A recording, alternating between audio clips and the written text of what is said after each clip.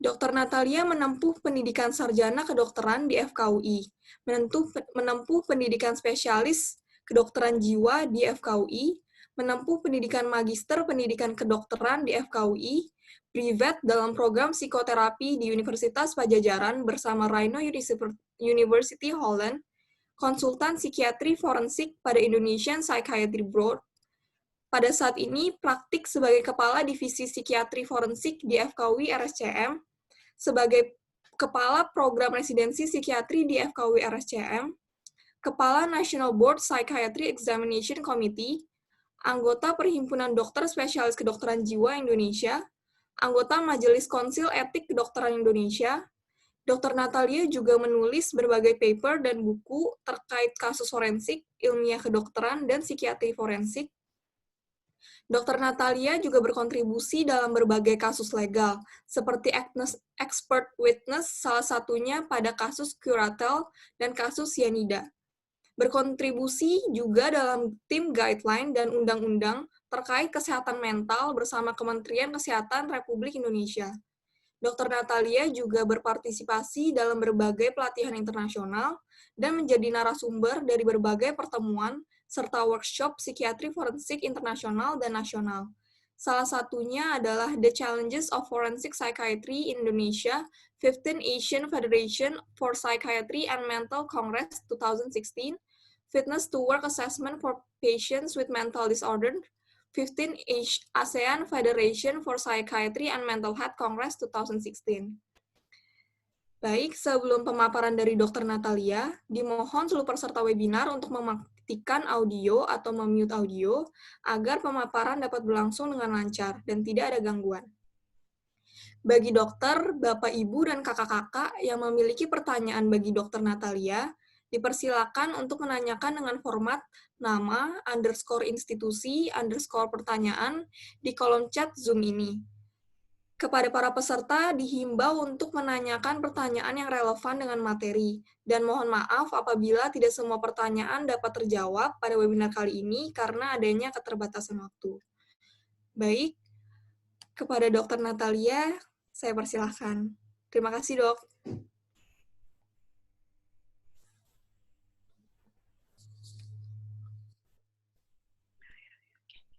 Terima kasih, Dr. Engie ya.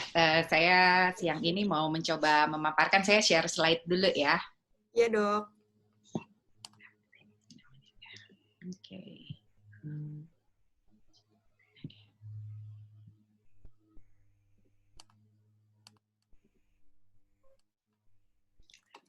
Sudah terlihat ya slide-nya? Iya, Dok.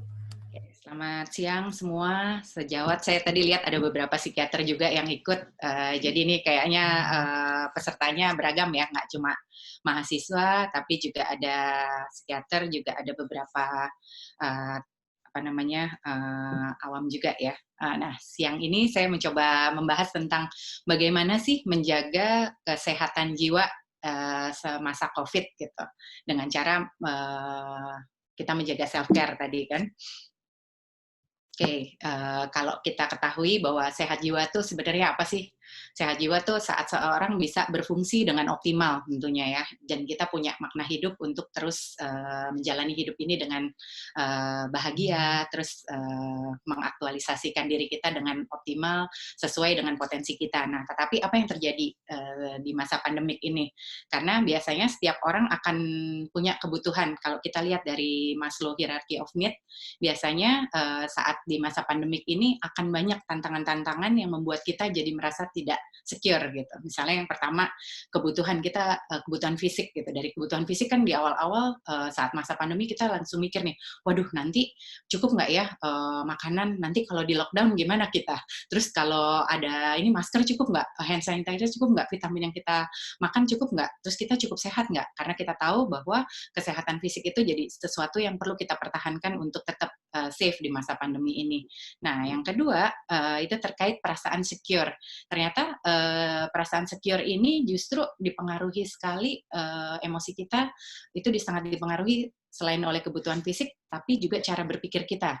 Kalau secara emosi ini kita sangat takut, misalnya takut kalau nanti gimana ya kalau saya keluar saya ketularan nih, kalau saya ketularan nanti keluarga kita gimana, nanti keluarga kita ikut ketularan, atau kita justru takut, wah ayah kita masih keluar rumah nih, dia praktek nih, misalnya ya kita kebetulan dokter atau tenaga medis lain, kita takut kalau nanti kita akan kehilangan beliau, dan kita tahu bahwa beliau adalah sumber tulang punggung keluarga, jadi kita jadi takut kalau secara finansial kita tahu sejak ada pandemik ini banyak pekerjaan-pekerjaan yang juga jadi berubah gitu. Orang yang bekerja di bidang jasa banyak yang jadi nggak bisa bekerja lagi, kayak di salon atau dunia hiburan.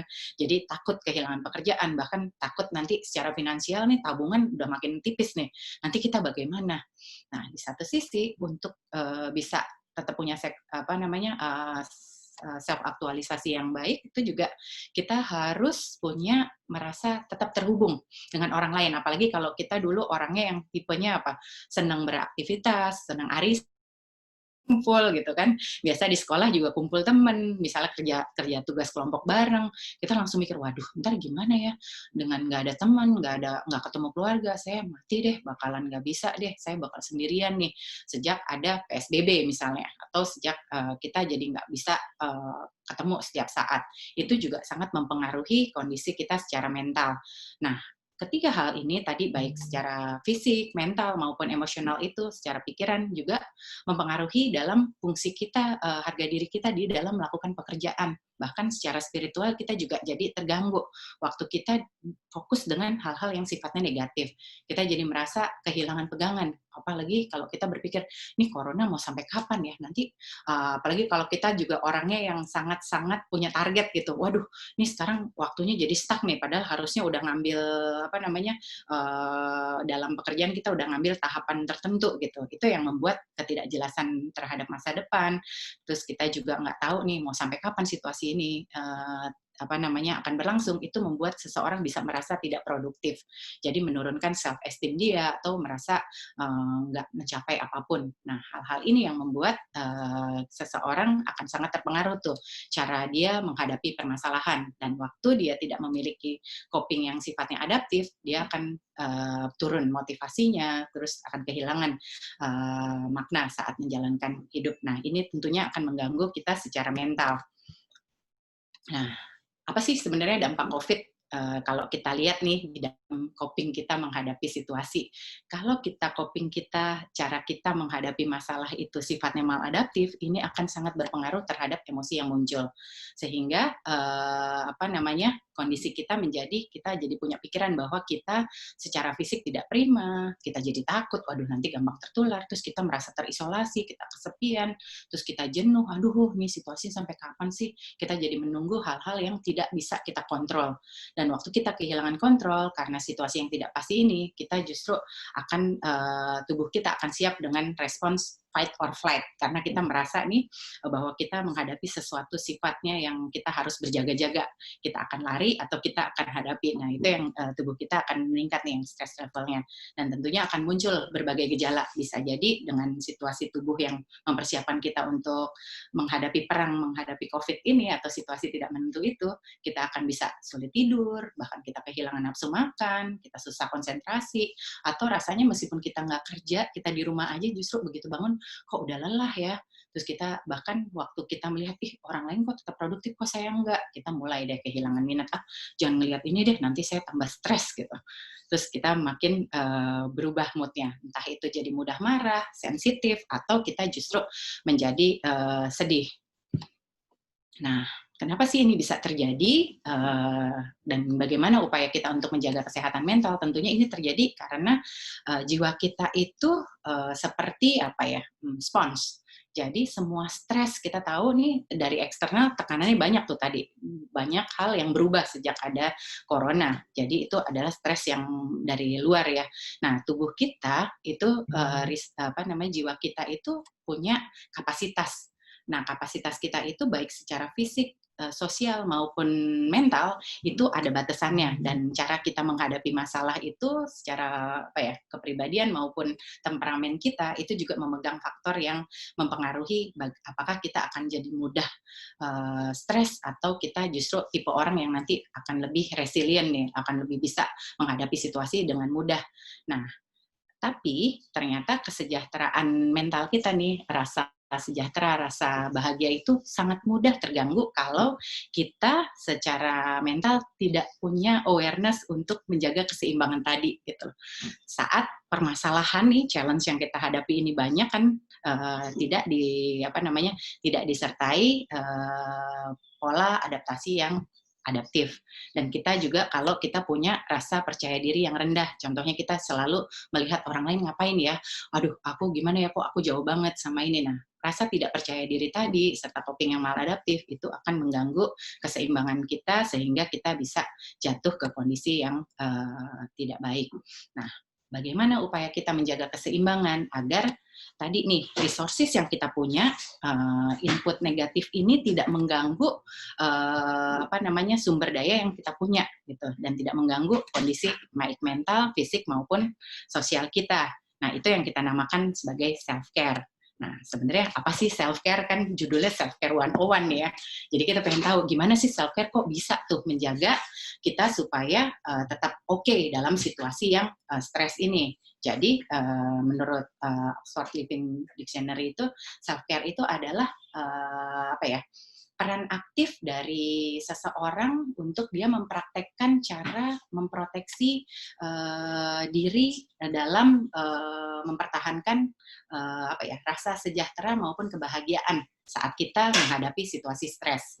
Dan kita harapkan dengan kita melatih self care itu dengan melatih peran aktif ini, kita bisa mencegah dampak negatif dari situasi-situasi yang datang nih, dari segala tantangan yang ada nih. Kan kita tahu permasalahan banyak, tapi gimana nih kita supaya resources kita ini tidak habis gitu kan. Kita perlu nih situasi yang menjaga kita supaya tetap oke, supaya dampak positifnya tetap akan ada dan kita tetap sejahtera atau bahagia secara mental. Nah, self-care itu ternyata ada domain-domainnya. Jadi, apa saja yang perlu kita latih? Yang pertama, domainnya yaitu terkait fisik, kemudian terkait emosi, serta pikiran. Karena 3 hal ini yang nanti akan menentukan cara kita melakukan pekerjaan serta berelasi dengan lingkungan ataupun dengan diri kita sendiri, bahkan dengan Tuhan waktu kita berelasi untuk menemukan makna hidup kita yang baru. Nanti akan kita jabarkan sama-sama nih. Kenapa 6 domain ini perlu kita latih untuk kita tadi tetap memiliki balance untuk tetap bisa sehat jiwa gitu ya, tetap sejahtera di situasi COVID. Nah, tadi kan kita udah lihat nih hierarki yang pertama, kenapa self care yang pertama itu adalah tentang bagaimana upaya kita memenuhi kebutuhan fisik gitu. Seperti kita ketahui di masa sebelum COVID, semua orang udah tahu nih bahwa untuk mencapai fungsi yang optimal kita harus tidur cukup, rutin berolahraga, serta memiliki kualitas nutrisi yang baik gitu kan. Kita harus makan yang baik sehingga dengan kita melatih menjaga 3 hal ini kita akan punya fungsi yang lebih baik. Nah, tapi apa yang terjadi pasca COVID? Ternyata upaya ini tidak cukup. Gitu. Kita harus melatih hal yang baru, yaitu upaya proteksi diri. Misalnya rajin cuci tangan, keluar itu kita harus pakai masker, kemudian kita harus menggunakan masker supaya kita tidak ini. Jadi ada hal-hal yang harus selalu berkembang nih. Nggak cukup dengan apa yang kita sudah tahu sebelumnya. Karena kalau kita kurang tidur, kita gimana? Jadi mudah emosi, mudah terpengaruh. Atau waktu kita daya tahan tubuhnya turun karena kita jarang berolahraga, terus pola hidup kita juga nggak sehat, misal kita merokok, itu kerentanan untuk jatuh ke kondisi penyakit corona yang kita takuti justru jadi lebih meningkat. Karena kita tahu di pilar kedua Maslow tadi, kita harus menjaga diri kita untuk secure. Nah, yang pertama, basicnya harus kita jaga adalah fisik kita. Dengan kita menjaga fisik kita, kita akan menjadi lebih pede. Oh ya, selama saya pakai masker, selama saya cuci tangan, saya akan aman. Itu untuk maju ke punya rasa percaya diri yang baik, itu seperti apa. Nah, yang kedua, pilarnya adalah bagaimana di situasi pandemik ini, kita setiap orang pasti di awal-awal kita shock. Waduh, ternyata corona masuk nih di Indonesia. Bahkan ada yang denial juga kan, bohong aja tuh gitu. Kalau kita lihat di Twitter, di mana kan itu cuma akal-akalannya orang aja, bahwa nggak ada tuh corona gitu. Itu orang-orang yang denial kan gitu. Dia tetap keluar rumah. Atau ada yang marah, bahkan menyalahkan lingkungan, nih gimana sih ini pemerintah kurang cepat atau apa gitu kan. Situasi-situasi ini adalah sesuatu yang normal, bukan sesuatu yang buruk, bukan nggak normal ya. Tetapi kalau ini kita biarkan, kita akan berpotensi untuk apa? Jatuh ke kondisi kejiwaan, karena justru yang muncul adalah emosi negatif. Nah, bagaimana supaya kita cepat nih beralih ke situasi yang baik, untuk kita tetap merasa secure. Yang pertama, kan kita udah nerima, kan kalau dengar Indonesia sekarang, Indonesia terserah gitu. Ada yang apatis gitu. Dia bilang, apakah itu sesuatu yang baik?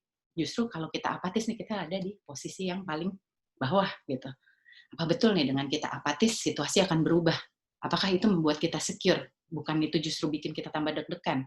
Nah, jadi gimana supaya kita akhirnya harus bisa menerima, kita harus berdamai dengan situasi ini untuk mengupayakan timbul emosi yang positif, yaitu kita berusaha nih menerima bahwa ya udah, memang corona itu ada.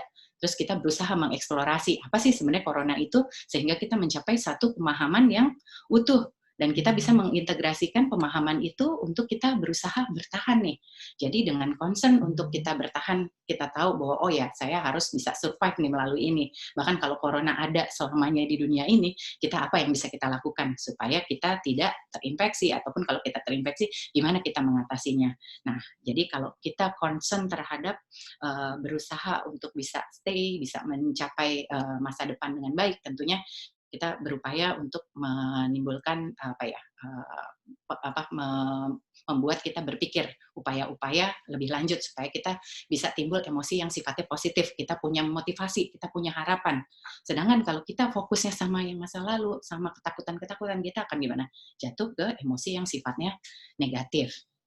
Oke, karena kenapa emosi itu penting? Emosi itu akan menentukan tindakan kita selanjutnya gitu. Nah, gimana caranya untuk kita bisa melatih punya emosi yang positif? Yang pertama yang kita harus lakukan adalah kenali emosi yang timbul saat ini. Apa sih sebenarnya yang kita rasa terkait corona? Apakah kita punya emosi yang positif atau kita emosinya justru lebih banyak yang negatif? Kalau kita punya emosi yang lebih banyak negatif, biasanya ini akan memengaruhi tindakan yang kita lakukan. Biasanya orang yang emosinya negatif, ketakutan tuh otak kita akan selalu mencari informasi yang sifatnya memperkuat perasaan yang ada. Tapi kalau dia orangnya positif, dia juga akan mencari hal-hal yang sifatnya positif. Tapi kalau dia orangnya penakut, yang dia lihat gimana? Kalau kita takut, yang kita lihat justru hal yang kita takutkan. Jadi otak kita tuh kayak ada selective biasnya gitu. Kita akan mencari informasi-informasi yang memperkuat perasaan kita tadi. Jadi kayak mencari pembenaran gitu ya. Nah, itu yang akan sangat terpengaruh nih kalau kita tuh sifatnya orang yang adaptif atau maladaptif. Di sini penting untuk kita punya awareness. Apakah dalam mengelola emosi saat ini kita tipe orang yang justru lebih banyak emosi negatif nih, tapi itu pun masih normal. Bukan berarti kalau kita negatif itu nggak bagus. Itu yang kita perlu lihat. Bahwa, oh saya sekarang lebih banyak negatif. Oke, kenapa sih kita takut? Oh, karena ini sesuatu yang baru, yang belum ada nih. Ini baru pertama kali nih saya hadapi, jadi saya perlu belajar. Nah, itu yang cara kita berpikir, mengembangkan emosi yang sifatnya positif. Supaya kita tidak jatuh ke mana? Frustrasi. Soalnya waktu kita melihat, waduh, saya termasuk kata dokter Natalia nih, saya orang yang banyak negatifnya nih, wah gawat deh, saya bakal ini makin frustasi kan kita. Itu waktu kita memperkuat hal-hal yang sifatnya negatif. Nah, bagaimana kita untuk bisa punya safety yang baik lagi nih secara mental, kita harus mulai melatih pikiran yang positif. Caranya melatih yang coping yang adaptif itu seperti apa? Kita mulai tadi mengenali diri kita, sayang sama diri kita bahwa oh wajar ya saya ternyata banyak takut. Kemarin tuh yang saya lihat berita-berita yang negatif. Sekarang kita mulai selektif nih mencari informasi yang sifatnya positif supaya kita jadi lebih tahu oh yang kemarin tuh hoax. Oh ternyata even kalau kita ketularan pun masih ada nih yang proteksinya masih bagus nih gitu. Kita juga akan berusaha jadi lebih berempati dan kita jadi bisa menerima kekurangan kita, tapi kita justru berusaha untuk oke, kalau kayak gini saya mesti ngapain ya, sehingga action yang kita ambil kita jadi lebih adaptif, yaitu bahwa kita melakukan proteksi yang seperlunya, bukan kayak di awal gitu kita beli jadi berlebihan gitu kan, kita nimbun masker, kita nimbun alat cuci tangan gitu. Tapi kalau sekarang oh ya udah cukup, saya cuma perlu di sini. Oke, sekarang saya mencarinya di mana, dan itu yang membuat kita jadi merasa aman secara mental. Nah, sekarang yang kedua, oke. Nah, yang ketiga adalah kalau tadi kita udah secara fisik kita jaga, secara mental kita mencoba mencari hal-hal yang sifatnya memperkuat pikiran negatif kita, sekarang kita perlu melatih pikiran. Karena perasaan itu asalnya dari pikiran, gitu. Sehingga action kita itu dipengaruhi oleh pikiran kita. Nah, apa sih yang kita pikirkan gitu dalam situasi PSBB ini? Gitu. Karena PSBB itu banyak orang yang mikir bahwa, waduh, saya punya waktu senggang lebih banyak, tapi ini buat orang tertentu kan seneng, yang sibuk asik sekarang punya waktu istirahat nih gitu.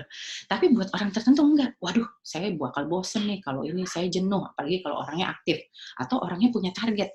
Jadi yang muncul adalah pikiran negatif. Apalagi kalau orang-orang yang senang menstimulasi diri dengan hal-hal yang sifatnya bervariasi. Sekarang, aduh tadi cuma lihat BB aja atau cuma lihat media sosial itu juga kadang-kadang membuat orang yang sangat kreatif jadi bosan atau jenuh yang menimbulkan dampak yang sifatnya buruk. Nah, bagaimana nih kita juga perlu kenali apa sih bagaimana cara kita untuk mengkoneksikan tuh agar pikiran kita ini sinkron antara perasaan yang membuat kita nggak nyaman tadi dengan pikiran kita supaya kita bisa mampu apa mengenali, oh ini emosi negatif nih, ini harus saya atasi supaya saya nggak jatuh ke kondisi yang nggak oke. Nah itu yang kita perlu kenali tuh.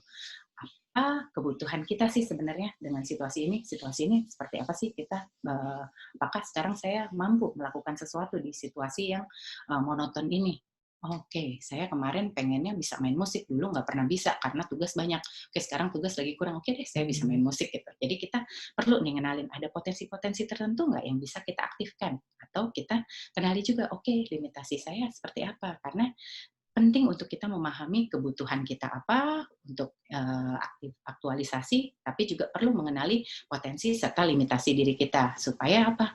Karena dengan kita kenal diri kita secara utuh, kita tahu bagaimana mengupayakan antisipasinya. Jadi kita lebih bisa mengontrol. Karena waktu kita tidak berusaha tahu, kita yang ada deg-degan terus gitu. Waduh, ini macannya macan kertas atau macan beneran gitu kan. Waktu kita nggak tahu corona itu bisa diantisipasi kayak apa sih, terus mengupayakan ini seperti gimana sih, itu juga cara kita mengupayakan untuk mengenali, oh ternyata saya masih kurang nih pemahaman saya untuk mengantisipasi kecemasan saya, sumbernya dari mana, itu juga adalah upaya kita untuk mengenali situasi-situasi yang membuat kita jatuh ke kondisi stres. Nah, solusinya gimana? Yang harus kita lakukan waktu kita punya banyak waktu, dan kita tahu kita orang yang sangat kreatif, biasanya pikiran kita tuh ada 4 tak gitu ya. Orang yang biasa pakai, orang yang sangat kreatif tuh otaknya kalau saya bilang ada 4 tak, tapi dia cuma kepake 1 tak nih, yang 3 taknya lagi ngapain? Nyari-nyari perkara gitu, nyari-nyari informasi yang nggak perlu-perlu sehingga membuat dia jadi makin cemas. Nah, caranya gimana supaya kita tadi tidak jatuh ke kondisi yang membuat kita jadi makin stres? Kita harus membuat diri kita tetap positif dan tetap aktif. Tapi aktifnya seperti apa? Kita harus alihkan dulu pikiran kita melakukan hal yang kita senengin. Bukan ke hal yang justru keterpaksaan. Misalnya ada orang, oh ya katanya disuruh olahraga. Padahal olahraga itu sesuatu yang dia benci. Ya jangan. Tapi dia senengnya misalnya nonton film Korea. Ya udah dia nonton dulu. Begitu tenang, apa yang dia lakukan? Dia harus mulai ini pengalihan dulu. Jadi kita alihkan pada hal-hal yang disenangi. Bisa jadi menghindari dulu berita-berita yang membuat dia jadi cemas, misalnya berita-berita hoak, itu kita hindari dulu gitu. Terus atau kita alihkan ke hal-hal yang sifatnya produktif, misalnya yang kita suka masak ya udah kita masak, terus kita tawarin tuh teman-teman kita yang kebetulan nggak bisa masak gitu, ya udah kamu ngurusin ini deh, ngurusin itu gitu. Jadi dengan kita mengenali potensi baru, mencoba hal yang baru yang kita sesuai dengan kesukaan kita justru memiliki makna hidup yang baru nih bagi diri kita. Contohnya apa? Contohnya kita jadi punya hobi baru gitu, yang dulu kita tahu kita bisa, tapi kita nggak tahu, ternyata saya kalau gambar bagus loh. Nah, itu yang kita bisa lakukan. Tapi jangan tiba-tiba kita, saya pengen ngelukis, padahal kita tahu kita nggak punya bahannya, kita nggak punya bakat. Terus begitu itu kita langsung bandingin sama teman yang udah jago banget gambar. Yang ada kita tambah stres. Jadi selalu lakukan sesuatu yang sesuai dengan potensi diri dan mampu laksana. Terus juga hargai setiap proses. Karena tujuan kita tadi apa? Oke, saya cuma mau mengalihkan. Jadi bukan being expert, bukan jadi artis melukis gitu kan. Beda tuh targetnya. Jadi tentukan target dan kita harus mengapresiasi setiap tahapan yang ingin kita capai dengan kita tentukan target yang mampu laksana tadi. Kita juga jadi membuat diri kita punya pikiran yang positif. Oke, saya berhasil nih. Saya lebih senang sekarang. Saya produktif gitu. Nah, terus kita juga harus melihat nih, waktu kita hidup itu tidak sendirian, bahwa kita nih punya sumber daya yang eksternal juga. Waktu kita tidak mampu mengatasi pikiran-pikiran negatif, kita tetap nggak bisa aktif, kita bisa loh memanfaatkan orang lain. Kita punya ide, kita orangnya kreatif, tapi kita bukan eksekutor misalnya. Misalnya saya seneng nih dengan gambar-gambar yang kayak gini, tapi saya nggak bisa gambar. Saya mungkin manfaatin tuh teman saya yang juga seneng gambar, tapi dia nggak tahu, nih saya bakat saya buat apa nih ya. Kita kan bisa berkolaborasi. Kamu mau nggak bikinin saya gambar ini dong? Saya lagi butuh gini-gini untuk layanan saya. Terus dia, oh ya boleh. Jadi kita semua berkolaborasi untuk meningkatkan makna hidup yang baru. Kita jadi lebih berfungsi di situ. Nah, dengan kita melatih pikiran kita tetap positif, terus kita juga tetap aktif, kita juga bisa mencapai rasa percaya diri yang baik, yaitu self esteem itu dipengaruhi sama perasaan bahwa kita bisa menghasilkan sesuatu buat diri kita maupun buat orang lain. Itu yang paling penting. Jadi kadang-kadang kenapa kita jenuh? Karena kita mungkin hanya memikirkan untuk diri kita saja. Tapi waktu kita mengalihkan untuk berguna buat orang lain, itu pun membuat kita menjadi lebih punya makna hidup yang lebih baik, dan rasa percaya diri kita juga jadi lebih meningkat. Nah, yang kedua adalah setelah kita melatih emosi, pikiran, dan fisik, ini kita mulai nih. Ini udah bagus. Sekarang bagaimana kita melaksanakan peran kita di masyarakat, gitu kan? Mau kita pelajar, mau kita anak, kita pasti punya peran. Dan setiap peran di WFH ini ada permasalahannya. Contohnya nih, kamu kan sekarang lagi pada di rumah, kalau yang mahasiswa gitu, adik kamu juga di rumah, semuanya misal laptop terbatas gitu, terus semuanya harus ada tugas, dan waktunya bisa jadi bersamaan gitu kan. Gimana nih kita ngaturnya? Karena dengan tugas yang banyak, terus waktu jadi lebih nggak jelas, itu kadang-kadang membuat permasalahan tersendiri. Ini yang penting dalam melakukan self care. Di poin yang keempat itu adalah waktu kita melakukan tugas kita di bekerja atau belajar, adalah bagaimana kita melakukan manajemen stres yang baik agar kita tidak jatuh ke kondisi burnout, supaya kembali, karena target kita adalah punya aktualisasi diri yang baik kan, kita berfungsi sebagai seorang pelajar dan berguna buat masyarakat gitu. Gimana kita meningkatkan performa? Self care itu adalah melatih untuk mengenali nih, apa aja sih tugas kita. Jadi yang pertama adalah kita mengatur prioritas tugas kita apa aja, ngelis habis itu. Ini deadline-nya kapan? Terus adik kita ada apa gitu. Jadi dari situ kita mulai melihat nih prioritas apa yang kita ketahui dan kita tahu batasannya. Oke, yang ini harus kelar hari ini, yang ini masih besok, yang ini masih bulan depan. Oh, yang ini sama nih hari ini. Oke, berarti di jamnya juga sama. Oh, ini nggak bisa, ini urgent, tapi mana nih yang harus saya kerjakan atau mana yang bisa saya delegasikan. Di situ juga sangat penting bahwa kita harus bikin skala prioritas. Mana yang perlu, mana yang urgent gitu. Waktu ini sangat penting dan ini urgent, itu yang harus kita lakukan sekarang. Tapi kalau enggak, itu penting bahwa saya harus ngumpulin tugas, tapi tugasnya bisa jam 12 malam, sedangkan deadline masih jam 12 malam, sedangkan adik kita masih ujian hari itu, gitu, ya kan?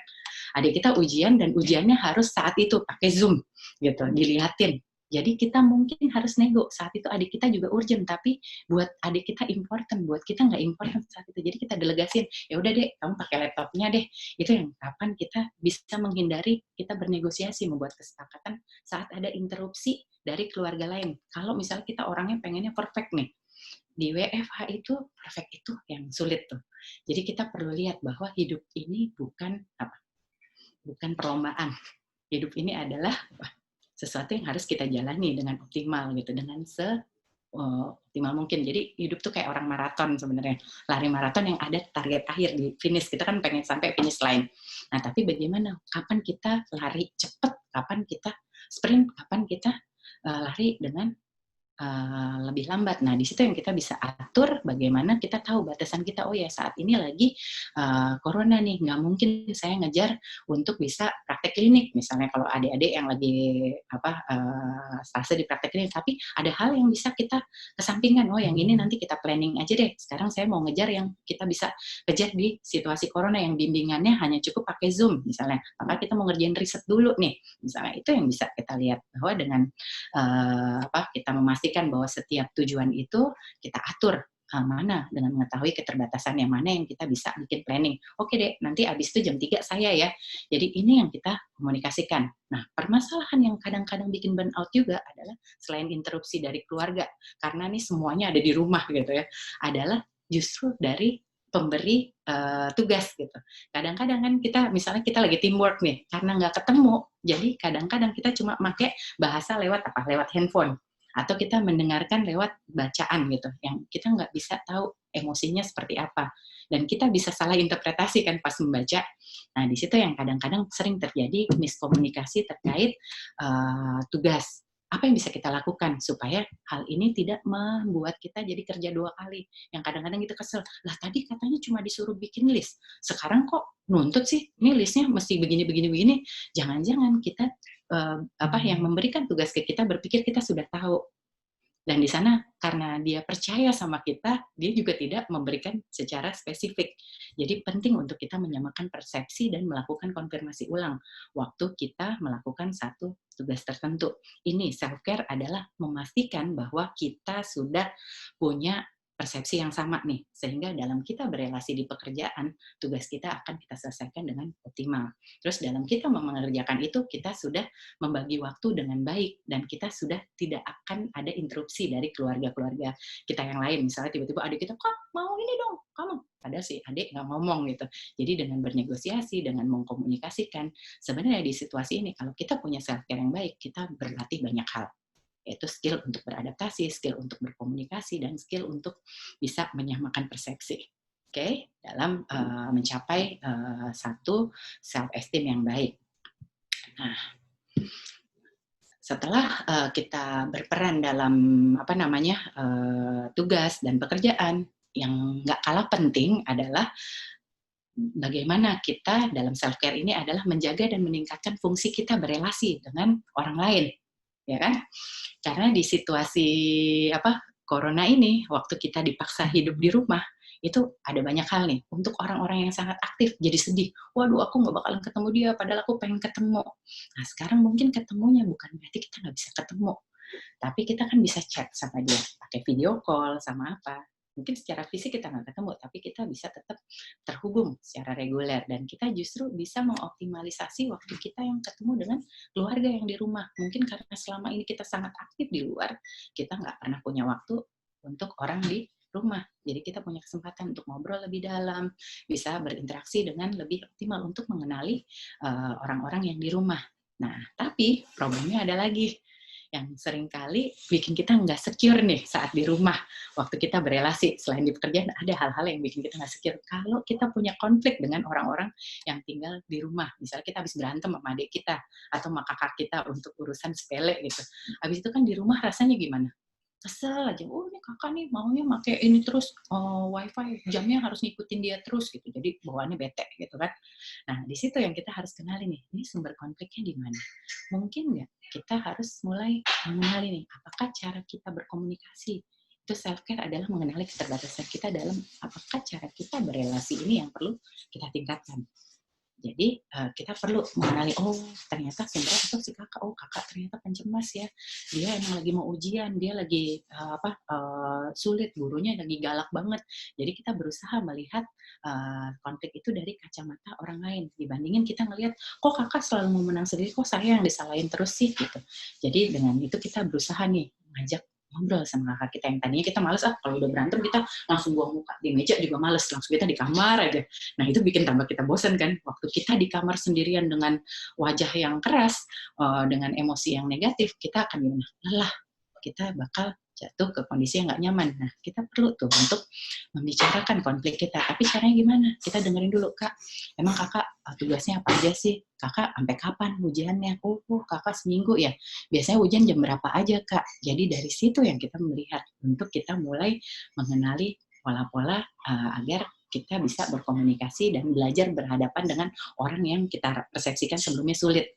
Karena kalau yang teman-teman yang udah dekat sama kita itu adalah mudah. Nah, di sini yang kita berlatih untuk skill beradaptasi dengan orang-orang yang mungkin saat ini kita masih belum punya kemampuan skill komunikasi yang baik gitu, sama orang-orang yang cenderung keras, yang maunya menang sendiri misalnya. Nah, itu kesempatan kita untuk belajar nih, apa yang bisa kita lakukan. Jadi itu juga bagian dari self-care, untuk kita mulai mengenali apa yang harus kita lakukan. Dan dengan kita berlatih self-care ini, kita akan bisa membina relasi dan belajar berrelasi dengan lebih baik. Sehingga kita nggak lebih banyak sakit hatinya gitu. Oh, emang kakak lagi sedih ya. Atau kakak misalnya mama gitu, Dek, kamu udah ini belum? Udah cuci tangan belum? Kemarin baru keluar ya? Ganti baju, gini. Terus kalau kita kesel kan, ini mami apa sih? Bawel banget, kepo banget gitu. Orang udah mandi juga udah gini gitu. Nah, di situ yang perlu kita lihat, oh, si mama kenapa ya seperti itu? Oh, karena mama sayang. Mama care banget ya. Dengan kita berusaha melihat dari sudut pandang orang lain, kita terus mendengarkan, "Ma, emang yang mama tahu apa sih, Ma? Kenapa mama kayak gitu?" Setelah mamanya reda, itu kita jadi lebih apa? Lebih nyaman. Kita jadi lebih sayang sama diri kita. Kita melakukan itu buat bukan orang lain loh. Itu buat diri kita untuk kita tadi punya emosi yang sifatnya negatif. Oke? Ya, kita jadi lebih positif. Oke. Nah, sekarang setelah kita berfungsi buat orang lain, melihat diri kita, terus kita melatih berbagai hal, sebenarnya satu hal yang tidak boleh lupa di domain self-care ini adalah domain spiritual, yaitu bagaimana kita mempraktekkan diri, punya waktu untuk berbicara dengan diri kita sendiri. Yang namanya spiritualitas itu adalah bagaimana kita memiliki koneksi yang baik dengan diri kita, dengan orang lain, dan dengan yang di atas gitu. Jadi hubungan apa? Interpersonal, hubungan intrapersonal, sama hubungan transpersonal kita. Nah, itu yang semuanya dipengaruhi dengan nilai agama atau budaya tertentu. Nah, tapi kenapa sih penting untuk kita merefleksikan diri kita? Karena di situ yang kita biasa dalam situasi tekanan kayak gini tuh kita diajarkan untuk melihat, kenapa ya kok saya jadi sedih banget ya, apa sih yang salah sama diri saya gitu. Jadi kita berusaha tuh untuk mengetahui potensi dan keterbatasan diri kita gitu. Nah, dari situ kita juga mulai melihat nih, apakah potensi-potensi ini bisa jauh lebih kita kembangkan, atau justru hal-hal yang keterbatasan kita ini mungkin sesuatu yang udah nggak bisa kita ubah, tapi kita justru belajar untuk mengenali dan berdamai dengan itu. Oh, saya ternyata emang nggak bisa gambar. Ya udah deh, kalau emang disuruh PPT-nya harus pakai gambar, saya gimana ya, minta ajarin temen deh gitu. Nah, dengan kita punya self care yang baik tadi berelasi, tentunya kita juga akan bisa apa ya, dengan kita bisa nerima, oh, waktu kita berdamai dengan hal-hal yang apa ya kita miliki tadi, entah itu kelebihan atau kekurangan, kita jadi lebih positif dan kita jadi lebih bangga dengan diri kita, dan kita juga akan bisa berelasi dengan baik dengan orang lain, termasuk berelasi ke Tuhan. Tapi kalau kita tidak bisa menerima diri kita dengan baik, apa yang terjadi? Kita jadi marah. Dan kadang-kadang kita marah ke siapa? Marahnya sama Tuhan. Tuhan, kenapa sih tega banget saya kok dikasih nggak punya bakat gitu. Ada nggak yang suka marah kayak gitu? Kok orang lain bisa tahan banting, kok saya enggak gitu. Ayo tahan banting, kasih saya tahan banting. Nah, tapi apa yang kita lakukan? Gimana sih supaya kita tadi bisa tahan banting? Itu yang artinya kita lihat, oh, yang saya perlukan adalah saya melatih kemampuan untuk tahan banting. Jadi dari sisi spiritual ini adalah kita punya waktu tuh untuk berdamai sama diri kita, untuk lihat, oh, yang ini saya belum. Nah, gimana caranya supaya kita bisa punya? Nah, itu tentunya kita akan berelasi tuh dengan orang lain, dengan Tuhan, jadi lebih baik kita komunikasikan, tolongin dong, saya mau kayak gini, kamu kan bagus, ajarin dong gitu. Dan kita jadi lebih bisa berfungsi dengan baik dan bermanfaat bagi sesama.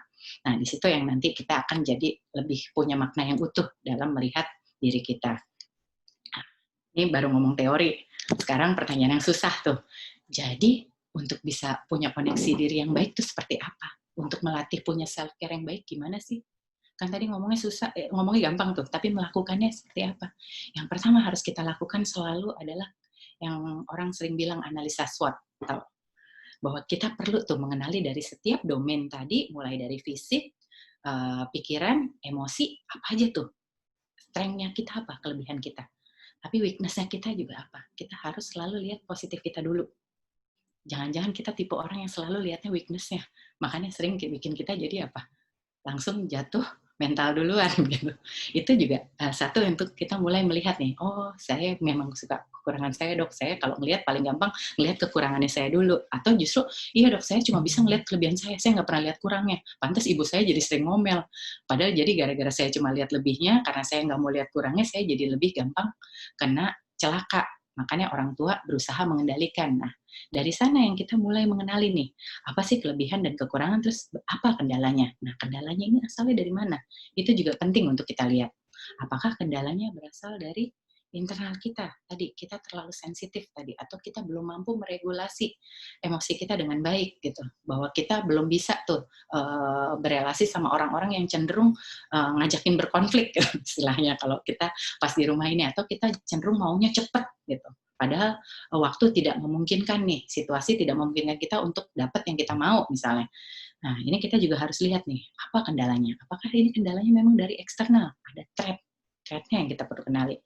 Apakah situasi corona ini membuat kita tidak memungkinkan mendapatkan yang kita mau? Nah, terus setelah kita kenal kelebihan kita, terus potensi-potensi diri, karena tadi kita kan harus tahu nih, potensi kita apa? Terus resources yang kita punya apa tuh? Nah, kita juga harus lihat bikin kendalanya apa, terus baru kita bikin target. Targetnya harus terukur. Karena apa? Kenapa target harus terukur? Kita harus tahu dulu baseline-nya kita apa. Supaya kita bisa membuat sesuatu yang mampu laksana. Karena tadi kita harus selalu sayang sama diri kita. Kalau kita sayang sama diri kita harus benar-benar kenal diri kita tuh siapa sih? Saya jagonya apa sih? Kurangnya apa? Nah, dari situ baru kita bisa mengoptimalkan waktu kita mau menawarkan pada satu kerjaan. Dok, saya mau bantuin, tapi saya bagian nulis ya dok, karena saya kalau disuruh ngomong nggak bisa. Itu karena bagian dari kita, kelebihan kita apa. Atau, dok, saya jadi sekretaris ya, karena saya jago loh dengerin saya ini. Nah, itu juga bagian dari target terukur kita, untuk kita mengoptimalisasi kelebihan kita. Tetapi kita juga mulai mengantisipasi. Kan kita nggak suka nih, kita kalau tipe kita orang yang sangat ingin berkembang, kita nggak suka di zona nyaman aja, karena itu boring buat orang tertentu. Apalagi buat kalian yang anak-anak milenial yang selalu pengen punya karir yang oke, itu bagus loh. Jadi kita harus mengantisipasi nih, apakah kekurangan kita itu adalah sesuatu yang masih bisa kita ubah, masih bisa kita kembangkan. Nah, dengan kita tahu kekurangan kita dan kita bisa membedakan kekurangan kita ini, kita akan bisa memanfaatkan opportunity yang kita punya. Misalnya, oh ya, saya punya mentor, saya punya orang tua, saya punya role model yang ini, atau saya lagi aktif nih di BEM, apa yang bisa membantu kita untuk bisa mengoptimalkan semua resources yang kita punya untuk mencapai target yang kita ukur tadi. Jadi dari list ini adalah kita membuat nih mana yang mau kita kerjain duluan dan bagaimana step yang kita akan lakukan. Tapi step ini jadi mampu laksana karena apa? Kita sudah mengukur segala kemungkinan yang bikin kita punya kendala dan juga sudah mengukur apa yang akan kita lakukan untuk mengantisipasi kendala tadi dengan segala resources yang kita punya, baik dalam diri karena kita punya kelebihan tadi, atau juga kita memanfaatkan kalau kita punya ternyata itu kita nggak punya kelebihan itu, kita bisa memanfaatkan orang lain yang bisa berkolaborasi dengan kita untuk merealisasikan target yang ingin kita capai. Nah, tapi melakukan itu nggak mudah, gitu. Kan untuk berubah nggak semuanya mudah, setuju? Nah, gimana caranya supaya kita bisa melakukan self-care tadi menjadi pribadi yang mudah berkembang tadi dengan konsisten? Yang pertama yang harus dilakukan adalah mulai menyayangi diri kita sendiri. Kadang tuh kita gampang sayang sama orang, tapi lupa sayang sama diri sendiri. Kita tuh paling gampang mengkritisi diri kita sendiri. Jadi kita harus ingat bahwa kita manusia dan kita masih umurnya berapa nih, gitu, yang masih di usia perkembangan. Jadi waktu kita gagal, waktu kita masih majunya sedikit, itu yang kita harus mulai belajar mengenali, menghargai apa upaya yang telah kita lakukan. Termasuk proses yang kita lakukan, sekarang saya udah di proses ini, saya berhasil loh melakukan ini, nyelesain. Bukan langsung hasilnya harus A. Karena untuk bisa expert, itu bisa sampai hasil excellent, untuk bisa melukis kan harus ada latihan berulang ya kan. Jadi target kita itu yang harus kita ukur dan harus mampu laksana. Dengan kita menghargai upaya-upaya ini, tentunya kita akan lebih lebih bisa punya latihan pikiran yang positif. Karena tadi yang mau kita kembangkan untuk punya self care yang baik adalah kita selalu melatih otak kita untuk berpikir positif. Jadi untuk bisa berpikir positif harus punya sayang pada diri kita. Jadi setiap upaya yang positif harus kita hargai dulu. Dan jangan terlalu keras pada diri kita. Caranya apa? Bahwa begitu ada kritik, kita langsung nyalahin diri juga. Jadi udah ada kritik dari luar, gitu. Misalnya kamu langsung bilang, waduh, saya tuh kan hasil saya nggak oke kan, saya emang bego, saya emang nggak bagus, saya emang nggak oke, gitu. Itu yang kita cenderung jatuh ke ini. Nah, punya self-care diri kita yang harus jadi prioritas adalah, oh enggak tuh, saya berhasil loh melakukan ini, dan saya bisa ngomong tanpa banyak misalnya, atau presentasinya bagus gitu, itu yang harus kita upayain. Jadi kita melihat kritik itu sebagai satu masukan untuk kedepannya kita jadi lebih baik. Nah, selain itu juga waktu kita lihat ada masalah, kita melihatnya sebagai satu tantangan, opportunity, bahwa oh ada nih peluang saya untuk lebih berkembang lagi. Di sini saya udah oke dalam presentasi, tapi saya masih perlu nih. Tantangannya adalah waktu memanage situasi, memanage waktu gitu misalnya. Jadi hal-hal itu yang kita bisa lihat untuk kita berkembang harus seperti apa. Supaya kita nggak bosan seperti apa. Oh ternyata tantangannya adalah waktu saya tuh terlalu banyak ngabisin diri di kamar. Oh itu ganggu ya, oke untuk saya bisa keluar, saya perlu apa nih gitu. Jadi kita yang harus apresiasi, oke saya udah keluar, udah sekian jam, dan sekian jam saya happy di luar. Nah itu yang kita harus apresiasi. Dengan kita mengapresiasi diri sendiri, kita akan berlatih positif. Itu yang pertama. Yang kedua, untuk bisa konsisten adalah apa? Kita nggak boleh apa? Nggak boleh bandingin diri kita sama orang lain. Kenapa nggak boleh? Karena setiap orang lain kita nggak tahu dia udah prosesnya di mana. Jangan-jangan dia udah di akhir, kita yang baru mulai. Gitu. Dan dia makanya dia udah sukses, dia udah pede banget tuh ngomong gitu. Dia udah bagus banget kalau bikin presentasi karena dia udah belajar itu udah lebih dulu. Yang harus kita pelajari adalah apa yang dilakukan orang itu untuk sukses. Karena sukses itu sebenarnya yang kelihatan, yang orang lain lihat kan cuma di ujungnya. Wah dia hebat ya, dia jago bicara, atau dia jago bikin kue, atau dia melukisnya bagus. Tapi apa yang dia lakukan udah berapa lama itu? Persistenkah kita? Atau ini ada apa upaya-upaya yang dia korbankan? Misalnya dia jadi mainnya lebih sedikit karena dia lebih banyak les dulu gitu. Jangan-jangan kita mau semua nih. Nah itu yang kita harus lihat. Seberapa banyak yang dia dedikasikan, seberapa banyak kerja keras yang dia lakukan, dan disiplin yang dia hadapi. Terus seberapa banyak dia jatuh, dan seberapa banyak dia pernah kecewa. Tapi bagaimana upaya dia tetap bangkit lagi, itu yang harus kita belajar. Jadi istilahnya apa? Kita nggak boleh bandingin hasilnya, karena hasil itu berbeda-beda tiap orang. Kita setiap orang punya waktunya sendiri-sendiri. Tetapi yang harus kita lihat adalah upaya kita untuk mencapai target tadi. Target itu penting loh. Kita punya target. Saya mau kayak dokter itu. Dokter itu bisa seperti itu berapa tahun ya? Oke, saya mau lihat tahun ini saya masih gimana, tahun ini gimana. Dokter itu seperti apa? Itu yang kita belajar.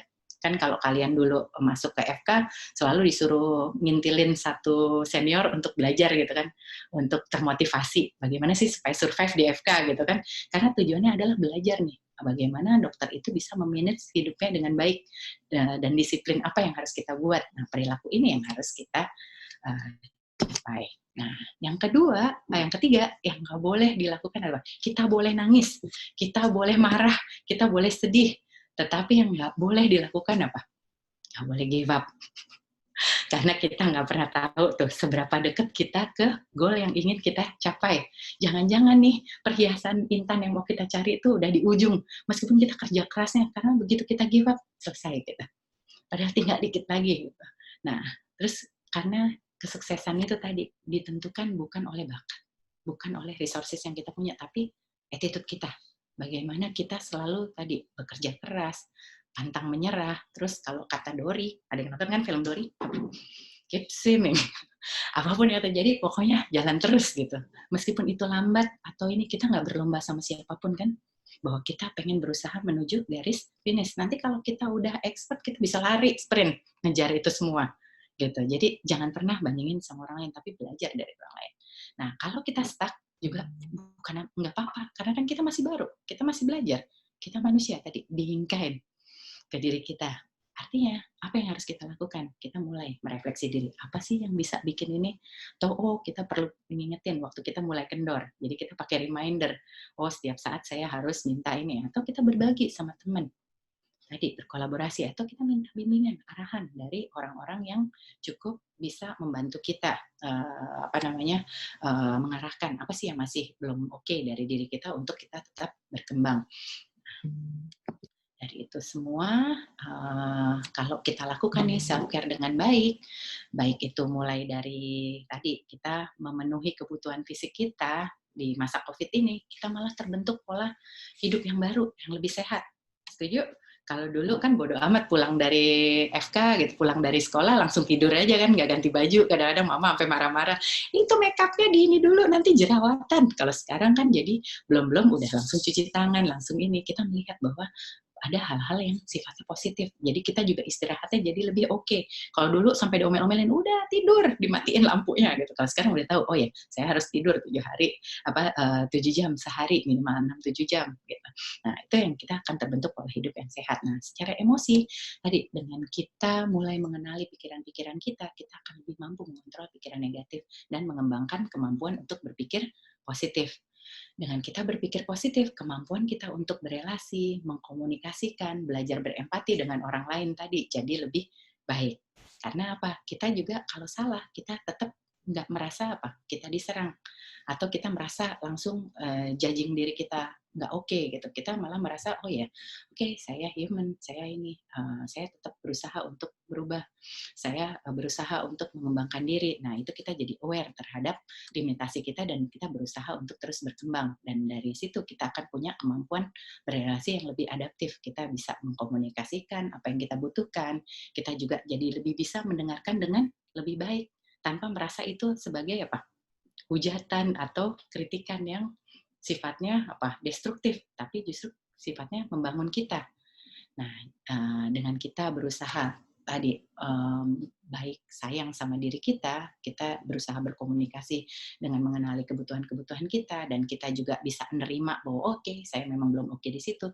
Kita jadi lebih bisa membina relasi yang baik dengan orang lain, dan kita bisa mengembangkan potensi kita dengan lebih baik, dan kita membentuk satu pola adaptasi yang lebih adaptif. Tentunya ini akan melatih kita jadi lebih fleksibel, nggak baperan istilahnya, atau juga berani men-challenge diri kita untuk melakukan sesuatu yang berbeda. Bukan senangnya menghindar aja, tapi kita berani untuk menghadapi masalah dengan lebih baik.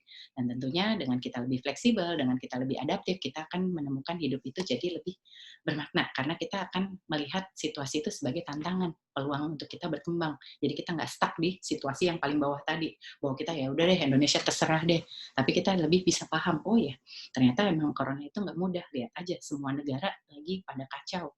Oke, apa yang bisa kita lakukan? Bagaimana kita berdamai dengan situasi itu, dan bagaimana kita berkontribusi untuk memberikan yang terbaik buat diri kita, buat orang lain, dan buat yang lebih tinggi, itu buat Tuhan tentunya, ya kan? Saya rasa itu yang bisa saya sampaikan. Mudah-mudahan bisa memberikan gambaran bahwa self care itu berawal dari cara kita melihat diri kita dan bagaimana kita sayang sama diri kita. Terima kasih. Baik dok, terima kasih banget atas pemaparannya. Lalu dok, ini udah banyak banget nih pertanyaan yang masuk.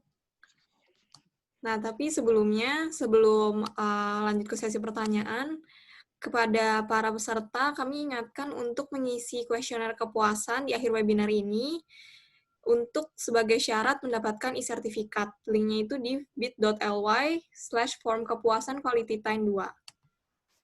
Oke dok, kita masuk ke sesi pertanyaan ya dok. Boleh. Pertanyaan pertama ada dari Rian dari Unpad. Pikiran saya selalu dikecewakan oleh diri sendiri dengan tidak dapat memenuhi segala sesuatu yang ditargetkan. Seringkali membuat saya stres dan down. Bagaimana ya dok cara menerima diri sendiri dengan segala keterbatasan yang saya miliki? Oke. Langsung dijawab aja atau mau ditampung dulu gimana? Langsung aja dok dijawab. Ya, kalau untuk Rian ya dari Unpad itu memang gini, pada dasarnya kalau kita orang yang cenderung sangat bertanggung jawab, kita perfeksionis, biasanya tuh kita emang orangnya cenderung tidak cepat puas. Dan kadang-kadang kita jadi terlalu keras sama diri kita, ya kan? Kita jadi cenderung mulai mengkritisi diri kita gitu.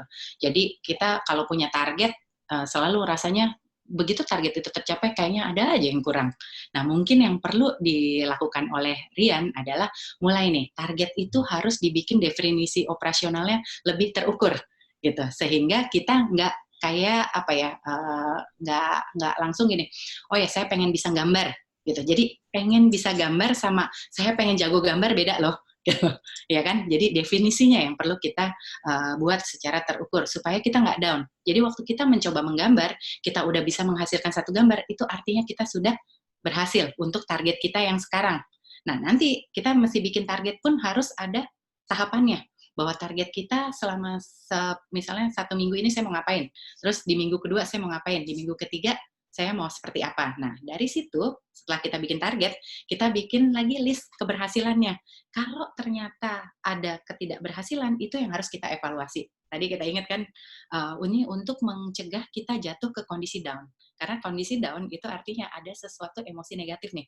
Apa yang pikiran yang muncul tuh? Yang harus kita kenali saat emosi kita stres itu, kita apa? Apakah kita langsung cenderung otak kita ngajak kita melihat hal yang negatif tentang diri kita.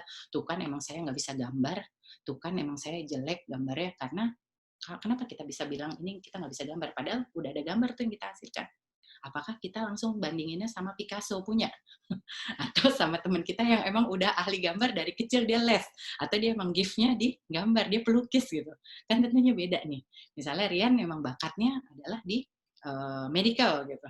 Yang teman kamu aja mungkin ngelihat kamu langsung nge-pair juga, wah si Rian matematika jago banget, atau biologinya keren banget gitu. Jadi kalau kita ngelihat rumput tetangga, pasti rumput tetangga lebih hijau. Nah itu yang kenapa kita selalu lihat stop comparing to others gitu. Jadi caranya supaya kita nggak jatuh di stres, kita harus kenalin dulu nih, apa yang di pikiran kita yang cenderung membuat kita jadi selalu punya kacamatanya ke arah negatif. Apakah kita punya pola-pola yang selalu melihatnya kita bandingkan sama orang lain, atau cenderung hypercriticize karena target kita tadi belum kita spesifikkan. Jadi penting untuk menspesifikkan. Begitu target tercapai, yang harus dibelajarin satu adalah mengapresiasi diri. Itu yang kadang-kadang di pendidikan di Indonesia, ini mohon maaf ya, di pendidikan di Indonesia, paling sering kita nggak pernah diapresiasi kan. Selalu dibacainnya apa? Salahnya sama kurangnya. Makanya yang sekarang lagi dilatih juga kita semua nih, termasuk kita staff, dan saya juga melatih diri saya sendiri, itu untuk kita mulai belajar giving constructive feedback. Bahwa kita harus mulai memberikan feedback yang positif dulu. Cara kita melihat adalah apa yang sudah berhasil dulu, baru kita ngelihat yang negatifnya. Karena kadang-kadang kita pengennya langsung nilainya 10, padahal kita udah bener 8, ada 2 yang salah, langsung kita merasa dunia hancur. Itu yang kita perlu kenali nih, apa nih yang sebenarnya yang membuat kita jatuh ke kondisi stres atau down ya. Jadi caranya adalah melihat nih, apakah keterbatasan ini karena cara kita yang melihat terlalu keras dalam diri menentukan target. Jadi kalau kita menentukan target, harus misalnya saya baru bisa berenang, belum jago lomba harus juara 1 gitu kan, enggak. Untuk bisa lomba juara 1 harus gimana? Lewat juara 3 dulu, juara harapan dulu, kan latihan di drill gitu, pagi sore harus ini gitu. Nah itu yang kadang waktu kita menentukan target, kita juga harus punya langkah yang terukur dan target yang jelas. Oke, saya rasa itu yang bisa saya berikan untuk Rian ya. Nanti sambil jalan pasti akan bisa di ini. Jadi kita mesti mengenali nih, keterbatasan ini sesuatu yang bisa kita antisipasi atau tidak. Nah, kalau itu ada stuck, kita tadi kembali minta arahan, minta ini ya, supaya kita nggak salah arah dan kembali ke lingkaran yang pertama lagi tadi. Gitu. Jadi kita punya reminder, oke, saya back to square one nih. Jadi cara saya masih nggak oke, saya mau pakai plan B deh gitu sekarang, yang sesuai dengan yang diarahkan, sehingga targetnya jadi lebih jelas. Ya, itu yang membuat kita jadi lebih happy dan merasa ada achievement, sehingga kita punya self esteem yang lebih oke. Karena kadang-kadang kita jadi self esteemnya turun, jadi down karena apa? Karena kita pengennya langsung nilainya 10. Bisa, bukan berarti nggak bisa, tapi untuk bisa sampai 10 kan harus belajar dari 1, terus 2, terus 3, terus 4 gitu kan. Nah, untuk setiap tahapan itu ada tahapan-tahapan yang harus dilalui dan harus ada supervisi, arahan. Jadi jangan takut untuk meminta bantuan, jangan takut untuk bertanya, dan jangan takut juga untuk bikin salah. Karena dari salah pun kita belajar. Oke? Dari situ yang kita diingatkan untuk merefleksi, jangan-jangan ada cara yang masih belum tepat, untuk menemukan cara yang tepat. Itu pengetahuan juga, oh pakai cara ini nggak efektif, saya harus pakai cara, nggak bisa pakai SKS, harus pakai cicil, seminggu cukup, ibaratnya. Oke? Oke dok, terima kasih. Selanjutnya ada pertanyaan dari Imat dari FKUI. Akhir-akhir ini saya sering merasa menemukan istilah toxic positivity di beberapa media nasional maupun internasional. Apa pendapat dokter dengan tren tersebut? Apakah premis sugestif positif yang bisa memiliki tendensi menimbulkan kondisi patologis itu benar adanya dan penting untuk kita address? Apa yang kita bisa lakukan, dok, untuk bisa tetap memberi sugesti positif pada diri dan juga menjaga produktivitas kita di tengah kondisi pandemi ini, tanpa menimbulkan hal-hal yang tidak diinginkan? Makasih. Nih istilah yang paling populer nih ya sekarang, toxic positivity. Misalnya gini kan, ada orang yang ibaratnya halu travel gitu kan, atau apa gitu kan, kita misalnya tunjukin banyak challenge-challenge yang untuk kita meningkatkan gambar-gambar yang positif, supaya kita nggak fokus sama hal yang negatif. Di satu sisi, itu bagus sih sebenarnya, untuk mengembangkan satu yang positif, terutama buat orang-orang yang terlalu cemas untuk melihat berita yang sifatnya negatif gitu. Jadi kadang-kadang untuk orang yang tipenya apa ya, senang pakai denial, senang pakai apa penghindaran, melihat sesuatu yang positif itu cukup membantu. Tetapi kalau kita menghindari, kita selalu berpikir positif, ah corona tuh nggak ada, corona besok hilang gitu. Kita akan yang masuk ke istilah toxic positivity itu gitu loh, bahwa kita jadi denial terhadap situasi yang ada. Padahal sebenarnya kita ya udah terima aja, oke ada corona, bahwa kita memang harus saat ini melaksanakan PSBB, bahwa kita harus cukup prihatin yang nggak bisa cepat situasi semua jadi terhambat. Dengan kita menerima situasi yang ada, tapi tetap berusaha untuk stay positif. Ini beda nih. Toxic positivity adalah kita benar-benar ngeliatnya cuma yang positif. Yang negatifnya nggak kita lihat. Atau tantangannya, threat-nya, sama challenge-nya itu nggak kita lihat tuh. Nangkep maksudnya. Jadi di situ ya kita perlu hati-hati. Apakah ini positif yang benar atau ini positif yang sifatnya toxic? Bahwa kita jadi kayak orang berhalusinasi gitu, yang halu, oh pokoknya nggak ada tuh, ada ini gitu, terus kita ngumpul-ngumpul kongko-kongko tanpa pakai masker, nggak pakai cuci tangan gitu. Nah itu kita tuh kaitannya sama toxic positivity. Nah bagaimana supaya kita tetap punya sugesti yang positif dan bisa menjaga produktivitas? Kita justru melihat masalah yang sebenarnya. Tapi kita juga mengupayakan hal-hal yang bisa kita lakukan dengan lebih optimal gitu. Misalnya apa sih yang bisa kita proteksi? Oke, kena corona bisa meninggal, tapi pada siapa aja sih yang bisa meninggal? Oh, orang-orang yang punya misalnya penyakit apa namanya? Penyakit komplikasi misalnya, atau dia udah memang dengan berbagai penyakit bawaan misalnya. Nah itu yang kita juga lihat, apakah kita nggak ada kayak gitu. Oke, kalau kita nggak ada artinya boleh nggak kita keluar? Boleh, kalau kita ada perlunya. Kalau enggak kan kita juga akan stay. Oh saya nggak mau keluar, saya nggak mau ini, nanti kalau saya ketemu orang saya bisa tertular. Padahal dengan kita membaca yang sebenar-benarnya, yang bukan hoax, kita tahu oh ternyata dengan pakai masker kalau orang itu pun membawa penyakit dia sudah tidak mengeluarkan dopet, jadi kita akan terhindar tertular. Dengan kita pakai masker juga udah 2 tuh proteksinya, sehingga nggak akan bikin kita tertular. Jadi positifnya adalah positif yang sebenarnya. Jadi kita juga nggak akan takut kalau terpaksa kita harus bertemu. Misalnya ujiannya harus ketemu pasien, nggak boleh enggak gitu. Kan bukan berarti kita jadi takut. Bukan yang positif, nggak apa-apa, pasiennya tenang kok, pasiennya oke, pasiennya pasti nggak ini corona nggak ada gitu. Itu nggak benar gitu.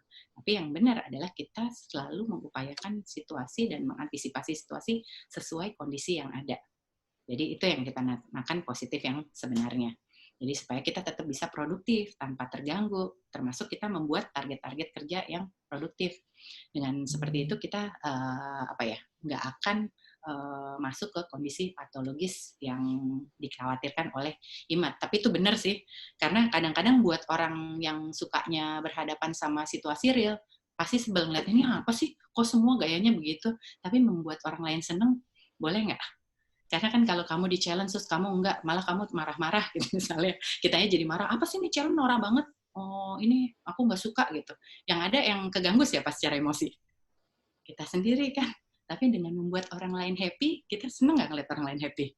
Kita ikut happy loh. Kadang-kadang challenge itu bukan berarti kita lari dari masalah, tapi asal jangan keterusan, kerjaannya bikin status, bikin ini terus. Itu juga nggak benar, itu yang mungkin sifatnya juga jadi toxic. Waktu kita berusaha untuk ini, tapi waktu kita memang berkontribusi untuk membuat orang lain bahagia, itu juga jadi sesuatu yang sifatnya membantu diri kita untuk bisa berpikir positif, orang lain juga jadi positif. Yang men-challenge kan juga seneng, tapi habis itu, wah sorry ya, saya udah di-challenge kemarin, nggak ikutan lagi ya. Dengan kita kayak gitu kan kita aman. Dibandingin abis itu kita batin, apa sih nih gini, yang ada kita yang kesel, terus itu menurunkan produktivitas kita. Karena kalau kita kesel, kita jadi energi mentalnya habis kan, untuk fokus sama hal yang sifatnya jadi negatif. Padahal tadi kita pengen tetap positif. Dibanding kita keganggu sama hal-hal yang ini. Atau kita bilang aja, oh sorry, saya lagi nggak punya foto, udah kelamaan, maaf ya. Gitu. Tapi saya seneng kok di challenge, makasih ya. Gitu aja. Jadi hal-hal itu yang juga bisa kita lakukan waktu kita mengkomunikasikan supaya tidak terjadi komunikasi, tapi kita juga nggak terganggu secara mental. Mudah-mudahan terjawab ya, Imat ya. Oke dok, terima kasih. Selanjutnya ada pertanyaan dari Anis dari FKUNS. Pada masa ini, banyak aktivitas yang harus berubah metodenya dan jadinya tidak sesuai ekspektasi. Bagaimana ya supaya bisa menerima hal ini dan lebih adaptif? Oke. Nah, ini emang pertanyaan semua orang ya, even buat guru, buat murid, buat orang tua, itu semua pasti kan setiap orang punya ekspektasi dan punya harapan. Tetapi waktu situasi itu tidak memungkinkan dan semua harus dipaksa berubah, itu bagaimana supaya kita bisa nerima dan lebih adaptif. Itu kata-kata yang apa ya, nggak semua orang bisa dengan mudah atau dengan cepat bisa beradaptasi gitu, atau bisa mengadjust ekspektasinya disesuaikan sama situasi yang ada. Contohnya apa? Kita pengen ujian atau lulus dokter semester ini, atau saya pengen internship semester ini. Tiba-tiba semua jadi delay gitu kan. Ternyata kuliahnya cuma bisa yang kuliah secara kognitif, sedangkan yang skill masih ditunda sampai situasi lebih memungkinkan atau aman buat adik-adik gitu, misalnya yang lagi belajar untuk di kelas klinik gitu. Karena kita justru tugasnya adalah menjaga supaya jangan sampai nih adik-adik yang belum siap atau belum memiliki skill dalam menjaga kesehatan justru jadi tertular gitu kan tujuannya. Jadi gimana caranya supaya waktu kita nggak mendapatkan ekspektasi kita, padahal kita siap tuh untuk diterjunin. Nah, caranya adalah mengkomunikasikan hal itu gitu. Dok, saya kapan ya bisa ini? Terus kenapa ya dok sama ini? Terus kita jadi tahu situasinya. Oh iya dek, kita masih belum berani turunin kalian semua karena kita perlu siapin dulu nih alat proteksinya dan kita siapin kalian untuk dengan pengetahuan baru dalam menghadapi COVID. Misalnya sekarang kan jadi muncul tuh ada modul COVID yang akan diajarkan untuk setiap mahasiswa dan diajarkan juga untuk dokter yang lagi internship, dokter yang lagi mau pre-internship, termasuk dokter PPDS. Karena tujuannya apa? Supaya tadi ekspektasi kita sama-sama bisa dijalankan. Meskipun mungkin tidak sesuai kalau nggak ada COVID gitu kan. Jadi bukan berarti ini tidak dijalankan, tetapi kita mengupayakan bagaimana sampai ke tujuan akhir dengan cara yang lebih safe, lebih aman dan tidak mengganggu semua. Dengan kita memahami apa yang terjadi, terus bisa bisa mencoba mendapatkan informasi yang lebih positif, kita jadi lebih bisa berdamai dengan itu dan kita justru bisa menerima ini dengan hal-hal yang lebih positif. Nah, sambil nunggu apa yang bisa dilakukan, kan kita bisa punya waktu lebih banyak lagi. Misalnya menulis atau melakukan riset seperti itu. Nah, di situ yang kita juga punya peluang atau punya opportunity yang bisa kita kembangkan. Jadi apa sih yang dirasakan sama anak-anak FK? Jangan-jangan Anis bisa koordinasi nih, kolaborasi sama teman-teman untuk mengupayakan apakah nih situasi ini mudah nggak sih diterima sama anak-anak mahasiswa yang semester yang Anis? Terus apa sih harapannya? Terus kira-kira apa sih sebenarnya yang terjadi? Dari situ kan kita justru belajar untuk secara kritis untuk menemukan bersama-sama upaya yang adaptif mengatasi hal ini. Gitu. Sambil kita juga tetap minta arahan dari pengelola modul misalnya, atau mentor kita, PA kita, pembimbing akademik. Gitu. Itu juga bisa membantu kita untuk mengelola hal-hal yang tidak sesuai ekspektasi. Caranya adalah mengalihkan kalau emang kita bisa pergi nih, kita lagi mau travel ke Paris hari ini gitu kan, harusnya saya dijadwalin nih dok jalan-jalan nih, harusnya saya udah lulus saya jalan-jalan ke luar negeri. Oke, saat ini saya kalau nggak bisa jalan saya mau ngapain ya? Saya sekarang mau istirahat mau bikin itu ngumpulin file-file foto-foto saya sama teman-teman, terus saya mau bikin reunian bareng teman-teman yang lain yang dulu saya nggak pernah ketemu. Itu kan juga hal-hal yang bisa kita alihkan nih dari ekspektasi yang tadi untuk bikin happy itu kan bisa dicapai macam-macam. Waktu kita mau travel, apanya yang kita inginkan dengan travel itu? Oke, kalau sekarang travel secara fisik nggak bisa, saya sebenarnya pengen lihat tuh dok, di museum itu katanya ada ini nih, oke, bisa nggak? Kalau nggak, saya googling. Saya mencari tahu dengan situasi yang ada, yang lain, metode yang lain misalnya. Kita cari di buku, kita cari ini, jadi kita pelajari dulu. Terus apa yang kita inginkan, sambil kita share sama orang lain yang udah pernah ke sana, untuk lihat.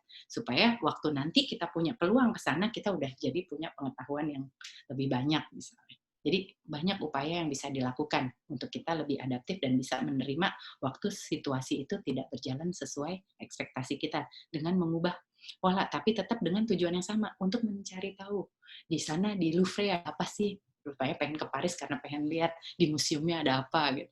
Kan kita bisa dengan metode yang lain sambil kan mengupayakan harapan kan masih tetap ada. Begitu kita survive melalui ini semua, kita akan bisa jadi bisa ke sana. Ya.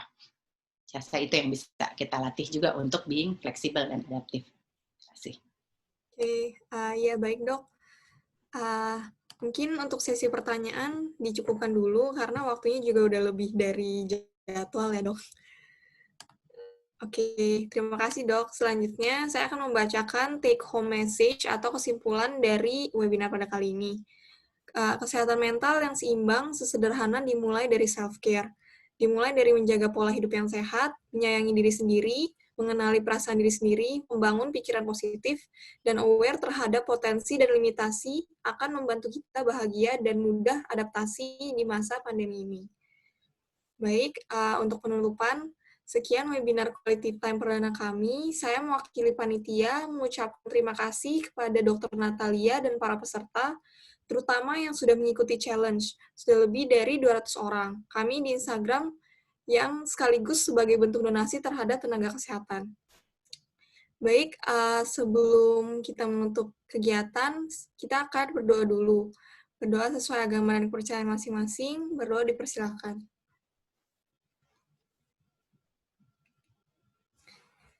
Tidak ada kata cukup dalam berdoa. Sebelumnya saya ingin mengucapkan terima kasih kepada Dr. Natalia, dokter, Bapak, Ibu, dan kakak-kakak sekalian. Sampai jumpa di webinar selanjutnya. Nah, sebelum kita penutupan, ada baiknya kita foto bersama dulu ya. Kepada para peserta, jika berkenan boleh dinyalakan kameranya.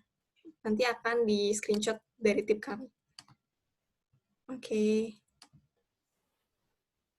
1, 2, 3. Baik, sekali lagi ya. Oke, bebas. 1, 2. Baik, terima kasih semua. Saya ingatkan lagi untuk jangan lupa mengisi kuesioner kepuasan kami di bit.ly/form kepuasan quality time 2 sebagai syarat untuk mendapatkan e-sertifikat yang akan dikirimkan melalui email. Oke, kalau begitu saya mewakili Quality Time Pengmas BEM IKM FKUI 2020, izin pamit dan menyudahi Zoom meeting. Sampai jumpa 2 minggu ke depan. Terima kasih semua, dan terima kasih Dr. Natali. Terima kasih. Jangan lupa bahagia di rumah aja. Jangan lupa bahagia ya. Dah. Terima kasih, Dok. Pamit ya. Iya, terima kasih, Dok.